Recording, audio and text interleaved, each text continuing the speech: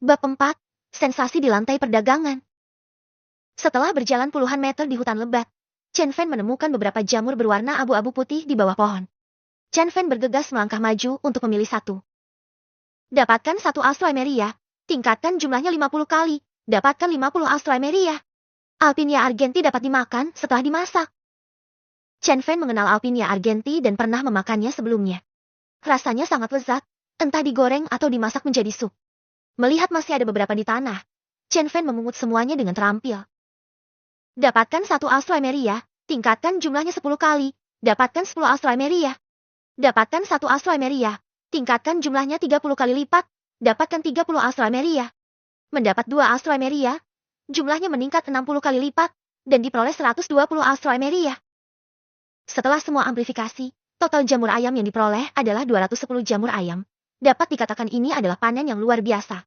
Chen Fan memasukkan semua jamur ayam ke dalam ransel, menatap matahari yang samar-samar terlihat di langit, memperkirakan sekarang sudah sekitar pukul 12, dan memperkirakan rumah kayunya juga sudah selesai, jadi dia bersiap untuk kembali. Chen Fan kembali ke meja kerja, melihatnya, dan menemukan bahwa rumah kayu telah selesai. Dia mengeluarkan rumah kayu yang sudah jadi, dan melihat model rumah kayu muncul di tangan Chen Fan. Rumah kayu, yang seluruhnya terbuat dari kayu, dapat melindungi dari angin dan hujan, serta binatang buas. Anda dapat memilih tempat untuk meletakkannya, dan setelah diletakkan, rumah tersebut tidak dapat dipindahkan. Chen Fan melihat sekeliling dan menemukan bahwa tanah relatif datar tepat di bawah pohon yang tersambar petir. Seharusnya karena pohonnya relatif besar. Sebelum disambar petir, tidak ada sinar matahari di bawah pohon tersebut, sehingga tidak ada pohon kecil lain yang tumbuh di bawahnya, sehingga terlihat relatif datar. Chen Fan membawa rumah kayu itu ke dasar kayu yang tersambar petir dan memilih untuk menempatkan rumah kayu itu. Ia kemudian melihat kayu yang tersambar petir beserta rumah kayu yang bersandar padanya, bangkit dari tanah. Seluruh rumah kayu itu tidak tampak sangat besar, tetapi tampak sangat kokoh, seperti kotak korek api. Chen Fan membuka pintu kayu dan masuk. Dia mendapati rumah kayu itu memiliki satu kamar tidur dan satu ruang tamu, dengan kamar mandi. Tak satu pun dari keduanya yang sangat besar. Ruangan itu hanya cukup untuk sebuah tempat tidur dan lemari. Ruang tamunya berukuran sama dengan kamarnya, dan kamar mandinya bahkan lebih kecil. Sekarang rumah kayu itu kosong dan tidak ada apapun di dalamnya. Chen Fan meninggalkan rumah kayu dan memindahkan meja kerja ke ruang tamu. Dia juga memindahkan separuh kayu ke ruang tamu. Lagi pula, dia tidak tahu apakah itu akan hilang jika ditinggalkan di luar pada malam hari. Setidaknya akan lebih aman jika dia memindahkannya ke rumah kayu. Anda bertanya mengapa tidak memindahkan semuanya ke aula. Apakah Chen Fan tidak mau? Itu karena memang tidak ada ruang lagi di aula itu. Sekarang setelah ia memiliki rumah kayu, ia tidak perlu khawatir tidur di tempat terbuka pada malam hari. Lagi pula, tidak seorang pun tahu bahaya apa yang mungkin ia hadapi di hutan pada malam hari. Meskipun rumah kayu ini tidak dapat melindungi dari binatang buas, setidaknya ia memberikan perlindungan. Mencegah Anda dimakan oleh binatang buas saat Anda tidur di malam hari tanpa sempat bereaksi. Memikirkan binatang buas itu, Chen Fan teringat bahwa dia telah memperoleh gambar produksi busur dan anak panah. Dia telah mempelajari gambar produksi, tetapi belum melihat bahan apa yang dibutuhkan untuk produksi. Ia pertama-tama melihat bahan-bahan apa saja yang dibutuhkan sehingga ia dapat menemukannya sendiri. Chen Fan datang ke meja kerja, melihatnya, dan menemukan gambar produksi busur dan anak panah. Busur dan anak panah kayu, membutuhkan 1 potong kayu dan 10 potong sutra laba-laba. Panah besi, membutuhkan 1 tongkat, 2 bulu, dan 1 balok besi. Melihat bahan-bahan yang dibutuhkan, Chen Fan benar-benar pusing. Dia hanya punya kayu dan tidak ada yang lain. Tampaknya dia harus keluar untuk menemukannya. Chen Fan menghitung waktunya. Sekarang sekitar pukul 2 atau 3. Masih ada 2 atau 3 jam sebelum gelap. Jadi dia masih bisa keluar. Jadi Chen Fan bersiap untuk keluar lagi untuk melihat apakah dia bisa menemukan bahan untuk membuat busur dan anak panah. Chen Fan mengubah arah dan menuju ke hutan lebat lagi. Kali ini, Chen Fan berencana untuk menjelajahi sekitar rumah kayunya terlebih dahulu. Setidaknya untuk memastikan tidak ada bahaya di sekitarnya. Jadi Chen Fan secara acak memilih arah dan berjalan ke dalam hutan. Kali ini, Chen Fan menjelajahi sekelilingnya dan tidak menemukan apapun. Dia benar-benar tidak berani pergi terlalu jauh, karena takut tidak dapat kembali ke rumah setelah gelap. Sekarang tidak ada binatang buas di sekitar rumah kayu itu. Mungkin karena di sini tersambar petir dan binatang buas sudah pergi dari sini. Namun Chen Fan tidak berani ceroboh, karena mungkin saja ada binatang buas yang datang. Ketika Chen Fan kembali ke kabin, hari sudah mulai gelap. Malam telah tiba. Chen Fan mengunci pintu dan jendela kabin, makan 2 roti, minum setengah botol air, lalu memakan buah raspberry perunggu kelas 1. Dia merasakan kekuatan fisik dan kelincahannya telah meningkat. Saat malam tiba, Chen Fan merasa sedikit kesepian dan gelisah sendirian di hutan sepi ini, jadi dia membuka saluran obrolan. 8687. Gelap sekali. Seram sekali. Adakah yang berbaik hati untuk menerimaku? 220. Aku sangat lapar. Aku belum makan selama sehari. Aku mohon orang-orang baik untuk memberiku sesuatu untuk dimakan. Aku pasti akan diberi pahala. 1760. Untungnya, aku menemukan lubang pohon. Aku tidak perlu khawatir akan dimangsa binatang buas saat aku tidur di malam hari. 45. Apa bagusnya lubang pohon? Saya sudah punya rumah kayu, jadi nyaman.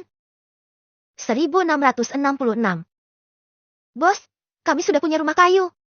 Silakan terima saya. 8888. Beli cetak biru meja kerja. Kirim pesan pribadi jika Anda memiliki cetak biru meja kerja. 4321. Ekspor kayu dan tukar dengan berbagai makanan. 8721. Tolong! Sepertinya saya diincar oleh binatang buas. Tolong bantu saya, Tuan. 45. Pada hari pertama, aku terlihat oleh seekor binatang buas. Aku tidak punya tempat untuk bersembunyi, jadi aku hanya menunggu kematian.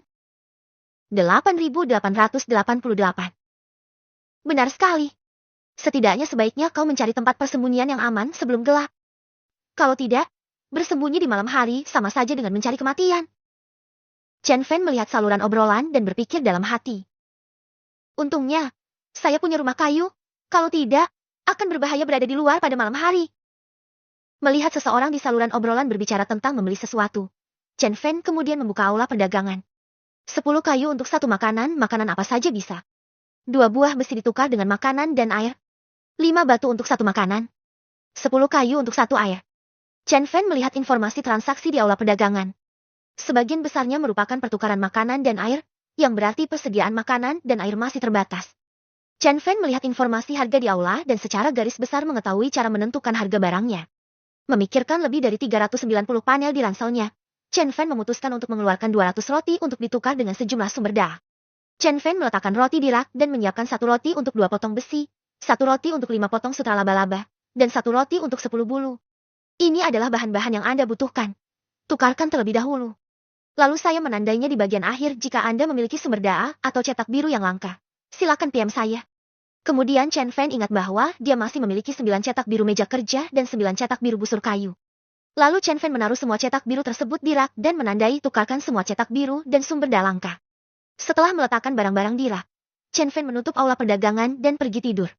Sejujurnya, cuaca di malam hari agak dingin. Dia belum punya api, jadi dia harus membuatnya besok. Kalau tidak, dia mungkin akan masuk angin saat tidur di malam hari. Meskipun fisik Chen Fan sekarang telah menguat dan dia mungkin tidak akan terkena flu. Siapa yang tidak ingin menjalani kehidupan yang lebih nyaman? Chen Fan pergi tidur. Tetapi aula perdagangan dan aula obrolan sangat ramai saat ini. Semua karena Chen Fan meletakkan 200 roti di rak sekaligus. Saluran obrolan. 8967.